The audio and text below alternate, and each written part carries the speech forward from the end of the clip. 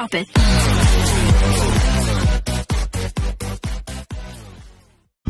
Good day mga ka-sports natin dyan. Pagkatapos nga matalo ng Creamline Cool Smashers sa 26 at 28 nga na score kanina sa set 1, dito naman sa set 2 mga ka-sports natin dyan ay talagang kitang-kita natin na nabuhay na nga ang nasabi nating Creamline Cool Smashers at maganda na nga ang kanilang galawan sa loob ng court.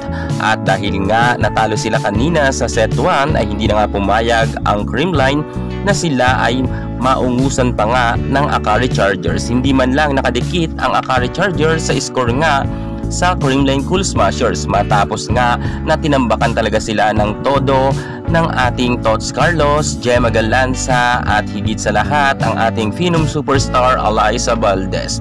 Sobrang gaganda na ngayon ng mga hampasan ng Creamline Cool Smashers at hindi naman ito nadedepensahan ng libero nga ng Akari Chargers. Kitang-kita natin sa expression ng mga mukha nga ng Akari Chargers players na talagang medyo nabigla na sila or natutulala na sila sa mga malalakas na pinapakawalan hampas nga ni Tots Carlos, Gemma Galanza at Alyssa Valdez. Kitang-kita natin na sobrang good vibes talaga ng Creamline sapagkat walagi silang nakangiti at grabe talaga ang kalamangan mga ka-sports natin dyan. 10 puntos po ang kalamangan. Grabe mga ka-sports ang bawi ng Creamline Cool Smashers. Iba talaga ang defending champion kung saan nga kanina ay kinabog nga sila ng Akari Chargers, maging si Dindin Santiago Manabat nga dito sa second set ay hindi na nga nakaporma. Kitang-kita natin na ipinasok na nga itong si Elie Soyod, subalit naka-1 puntos nga lang siya. At wala rin nagawa itong si Elie Soyod sapagkat nga talagang binomba talaga sila ng malalakas na powerful attack ng Creamline Cool Smashers.